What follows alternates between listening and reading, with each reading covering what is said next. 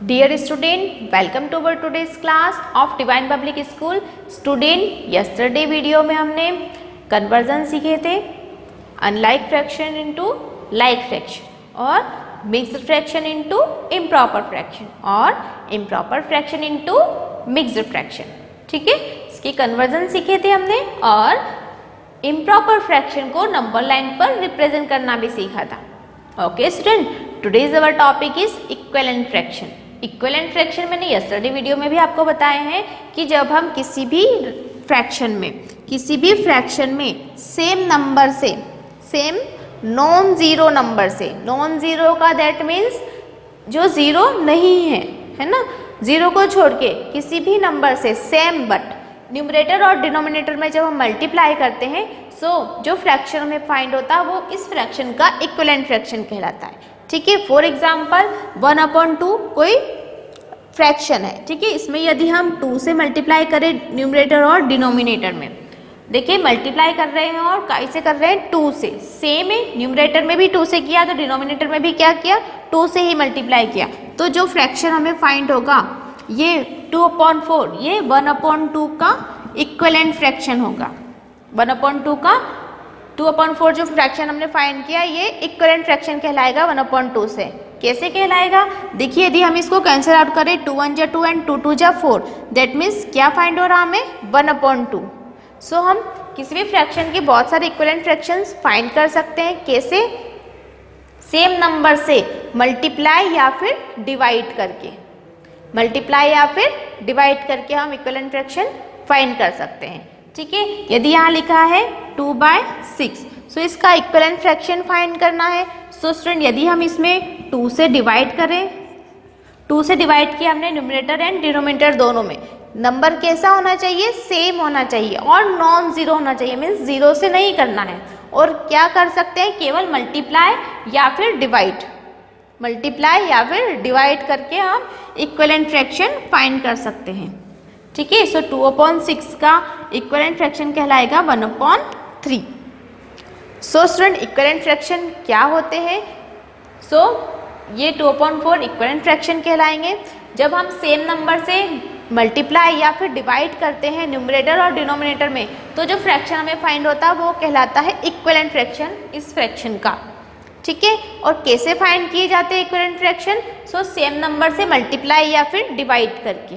Clear that student, example is, student equivalent fraction से related एक property है, बहुत ही इंपॉर्टेंट प्रॉपर्टी है, बहुत ध्यान से समझिएगा. ओके, बहुत ही इजी है.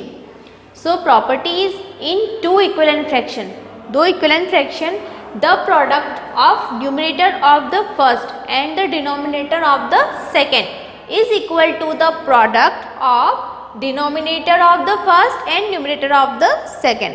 दैट मीन्स इसको हम मैथमेटिकली पोर्शन में समझते हैं. ठीक है, so for example A/B, C/D, ये दोनों कैसे फ्रैक्शन है, इक्विवेलेंट फ्रैक्शन है.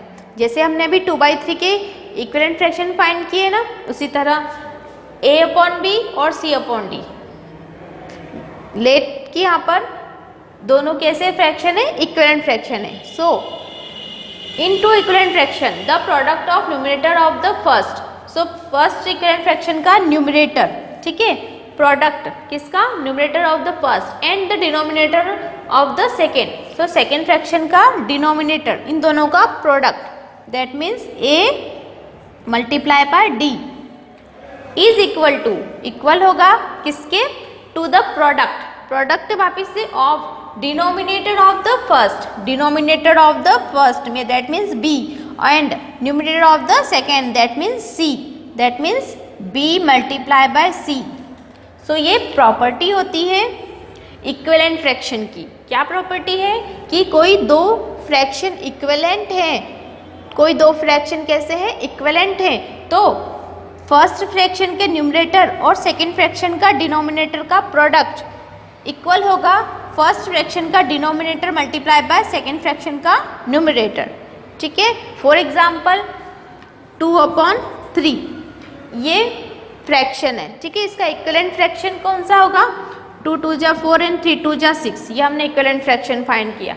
अभी दोनों कैसे हैं, इक्विवेलेंट फ्रैक्शन है। सो दैट मीन्स पहले फ्रैक्शन का न्यूमरेटर का मल्टीप्लाई करना है दूसरे फ्रैक्शन के डिनोमिनेटर से, इस तरह से 2 मल्टीप्लाई बाय 6, ठीक है, इक्वल होगा किसके 3 मल्टीप्लाई बाय 4, ये क्रॉस प्रोडक्ट करना है 4 मल्टीप्लाई बाय 3, पहले फ्रैक्शन का डिनोमिनेटर का मल्टीप्लाई करना है दूसरे फ्रैक्शन के न्यूमरेटर से, ठीक है। सो इनके प्रोडक्ट कैसा आएगा, इक्वल आएगा। सो दैट मीन्स 6 2 जा 12 इक्वल्स 4 3 जा 12। सो क्या है प्रॉपर्टी, तो प्रॉपर्टी हमने यहाँ पर वेरीफाई कर ली। क्या करा हमने, 2 इक्विवेलेंट फ्रैक्शन है, ठीक है, ये 2/3 और 4/6 कैसे फ्रैक्शन है, इक्विवेलेंट फ्रैक्शन है। सो प्रॉपर्टी के अकॉर्डिंग 2 मल्टीप्लाई बाय 6 और 4 मल्टीप्लाई बाय 3 इनका प्रोडक्ट कैसा होगा, इक्वल होगा।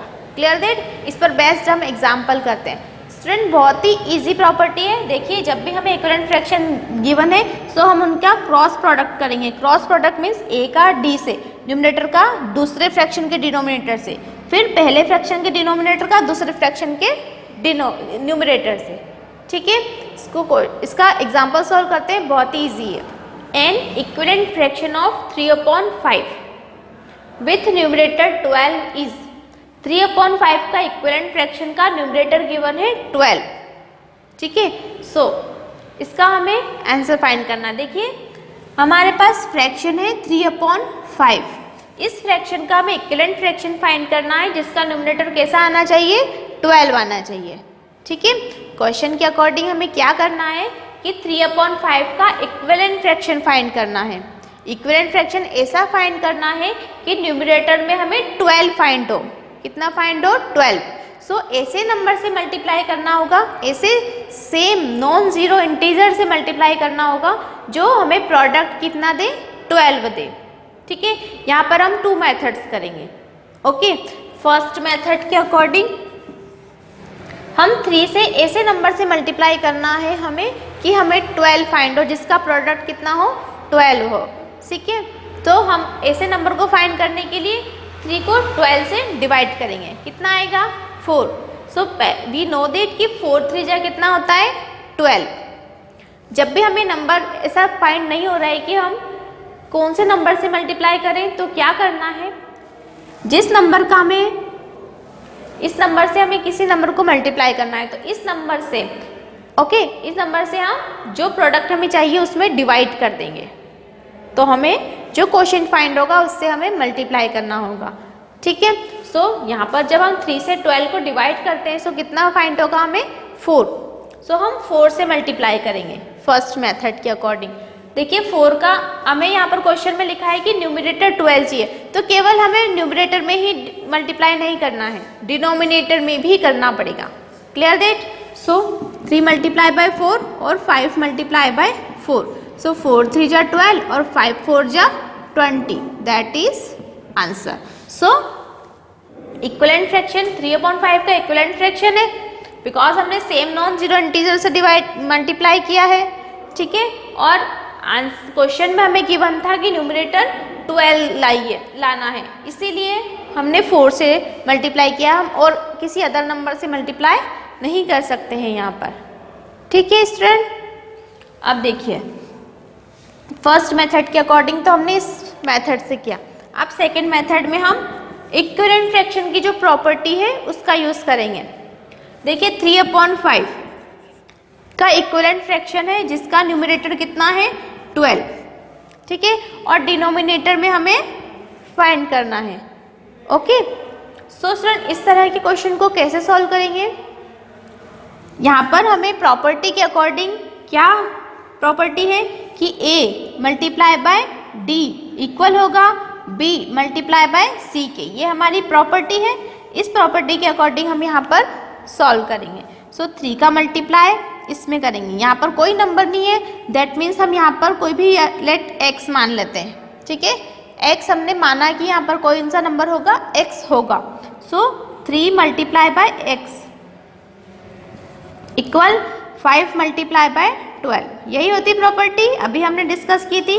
सो x is equal to 5 multiply by कितना है 12 है। अब ये जो 3 है इसको हम डिवाइड में रखेंगे बिकॉज जब भी कोई नंबर इक्वल टू के लेफ्ट हैंड साइड में मल्टीप्लाई में होता है, तो जब वो राइट हैंड इक्वल टू के राइट हैंड साइड में जब वो शिफ्ट होता है, सो वो डिवाइड में चेंज हो जाता है। So that means divided by 3, 3 से 4 को कैंसिल आउट हो जाएगा, 3 4 जा 12, तो x is equal to 20। That means यहाँ पर क्या नंबर होगा 20। सो क्या फ्रैक्शन फाइंड हो रहा है 3/5 इक्वल 12/20।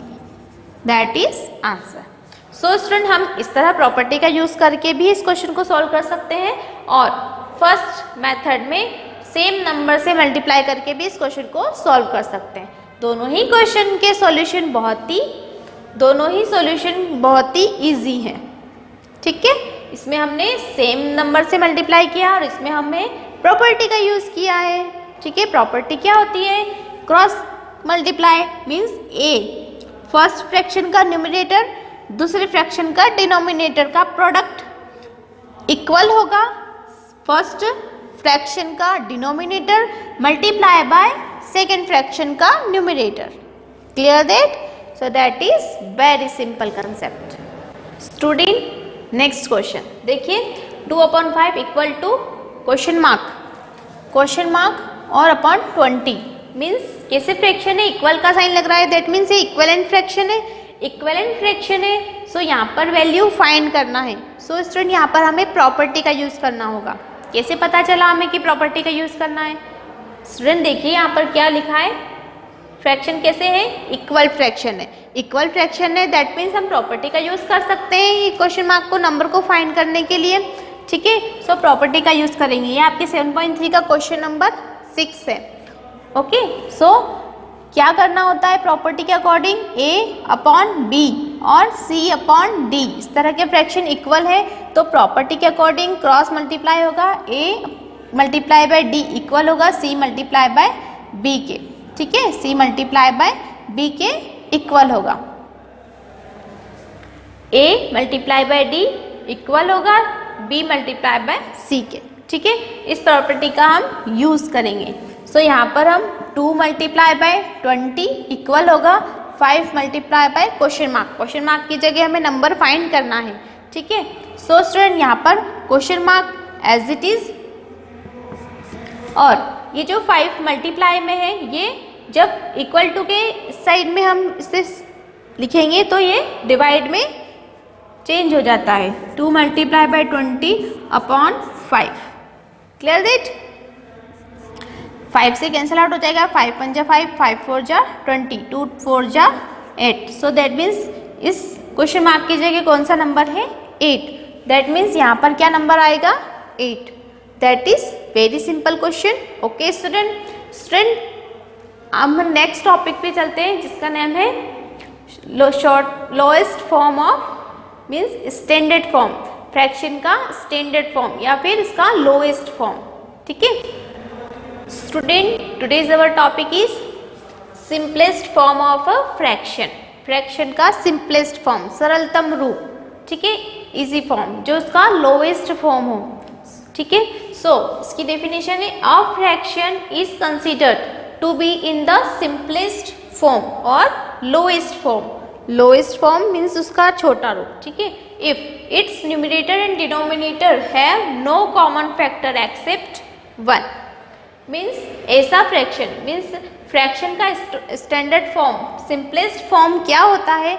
सो ऐसा फॉर्म, फ्रैक्शन का ऐसा फॉर्म जिसमें कोई भी कॉमन फैक्टर नहीं हो न्यूमरेटर और डिनोमिनेटर में, न्यूमरेटर और डिनोमिनेटर में कोई भी कॉमन फैक्टर नहीं होना चाहिए।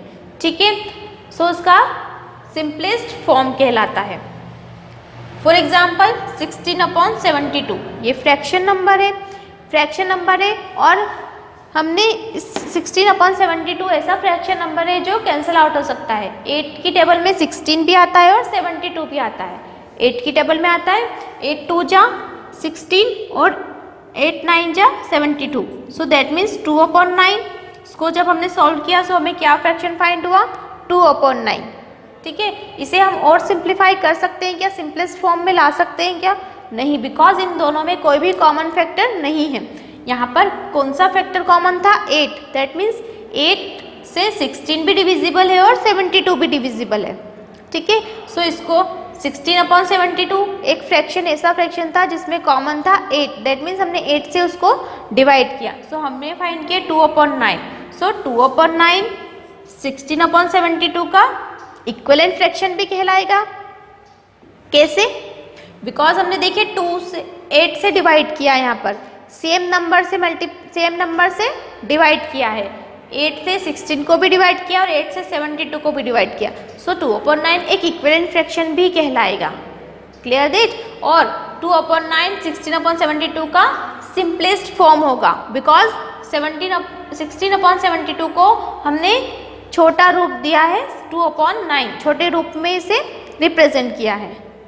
ठीक है, मतलब कि हमें जो फ्रैक्शन है उसको यदि हम सॉल्व कर सकते हैं, उसको डिवाइड कर सकते हैं, तो जो फ्रैक्शन हमें फाइंड होगा वो कैसा कहलाएगा? सिंपलेस्ट फॉर्म कहलाएगा। ठीक है, so fraction is considered to be the simplest form और lowest form if its numerator denominator have no common factor. यहाँ पर अब कोई कॉमन फैक्टर नहीं है, सो ये से कहा जाएगा सिंपलेस्ट फॉर्म। किसका सिंपलेस्ट फॉर्म? 16/72 का simplest form. Clear that? So student, simplest form क्या होता है? किसी भी फ्रैक्शन को छोटे रूप में शो करना, उसको रिप्रेजेंट करना है। ठीक है, यहाँ पर तो हमें पता था कि 16 8 की टेबल में भी आता है और 72 8 की टेबल में आता है, सो हमने 8 से डिवाइड कर दिया। अगर हमारे पास कोई ऐसा नंबर हो जिसका हमें पता नहीं है कि वो किस नंबर से डिवाइड होगा, सो इस कंडीशन में हमें HCF फाइंड करना होगा। क्या फाइंड करेंगे हम? HCF। ठीक है, HCF फाइंड करेंगे। जितना HCF आएगा उससे फिर हम डिवाइड करेंगे। फॉर एग्जाम्पल, यदि हमें 16 और 72 का कॉमन फैक्टर फाइंड करना है, ठीक है, तो वो हम कैसे फाइंड कर सकते हैं? HCF फाइंड करके 16 और 72 का HCF फाइंड करेंगे। जो HCF हमें फाइंड होगा उससे हमें डिवाइड करना है। ठीक है, सो 2 मेथड से हम इस क्वेश्चन को सॉल्व कर सकते हैं। HCF फाइंड करके भी हम इसको सॉल्व कर सकते हैं और डायरेक्टली डिवाइड करके भी हम इसको सॉल्व कर सकते हैं।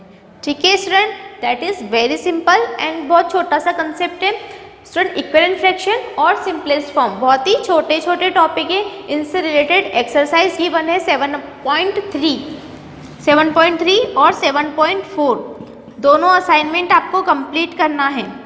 होमवर्क में 7.3 और 7.4, 7.3 इक्विवेलेंट फ्रैक्शन पर बेस्ड है और 7.4 सिंपलेस्ट फॉर्म ऑफ फ्रैक्शन पर बेस्ड है। सो दोनों एक्सरसाइज के क्वेश्चन आप ज़रूर सॉल्व कीजिएगा। यदि आपको नंबर नहीं फाइंड हो रहा है कि किस नंबर से डिवाइड करें, तो आप HCF फाइंड करके देन उस क्वेश्चन को सॉल्व करिएगा। Clear that? So that is very simple और वेरी इंटरेस्टिंग क्वेश्चन है 7.3 और 7.4 में। होमवर्क ज़रूर कीजिएगा। नेक्स्ट वीडियो में हम नेक्स्ट टॉपिक पर डिस्कस करेंगे। Thank you.